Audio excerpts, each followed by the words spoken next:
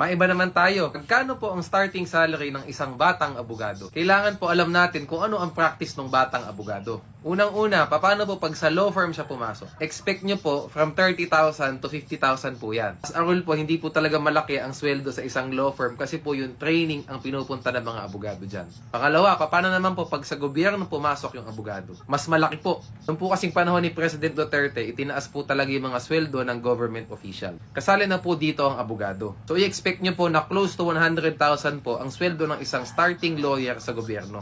Pangatlo po, paano pag nag-private practice yung abogado? Pag nag-private practice ka agad, after mo maging lawyer, tawag dyan risk taker ka. Dahil risk taker ka, yung pong range ng sweldo, malaki po. Kung hindi ka magaling, pwedeng wala kang kita, so zero. Pag magaling ka, pwede pong maging milyon-milyon ang kinikita mo every month. Notaryo pa lang po, pag maganda ang location ng notaryo nyo, baka po mag 6 digits yan every month. Paano pa po yung practice? Kung hinahawakan mo na kaso, annulment